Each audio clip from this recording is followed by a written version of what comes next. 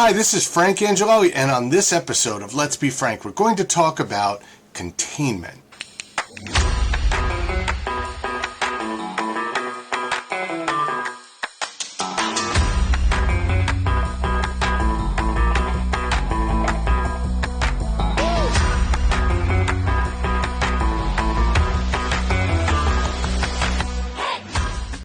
When your organization is under attack, the Security Operations Center may discover where that adversary is.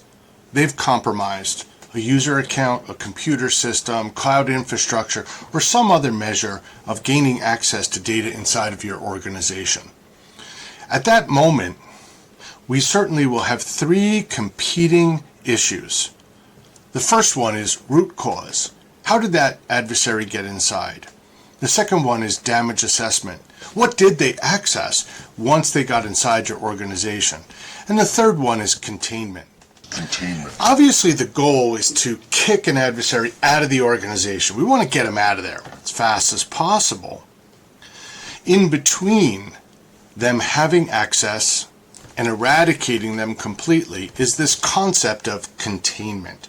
It's where, for example, you might have one compromised computer systems or more than one. And the goal is to block all of the things that the adversary might do to cause further damage inside of the company. We want to block this avenue, this user ID, that website, this IP address to stop the adversary from being able to do any more damage. When you're going through an incident and trying to contain an adversary, sometimes it's going to behave like chasing a football that's flowing down a field.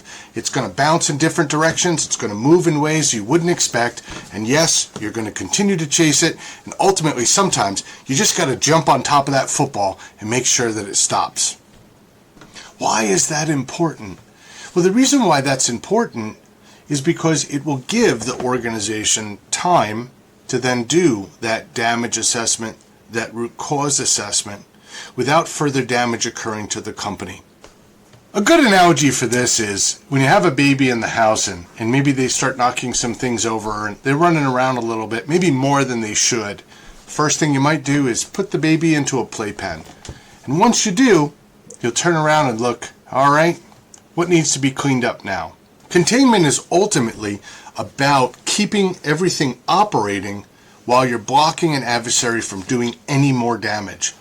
This is also different from deploying a project to create a new control to block things. Sometimes you must do this in the middle of an incident. You must go out and buy some new technology and deploy it very quickly. But sometimes you need a little bit more time. Again, these are the steps that we're taking to tactically block an adversary from continuing to be able to do damage. Think about this like a football game. The quarterback's got the ball, you're on the defensive line, and you see the other team is heading towards your quarterback. They're trying to get that football. Your job is to run in front of them and block those adversaries to protect your quarterback. Ultimately, they want that football, and our job is to get in there and stop them.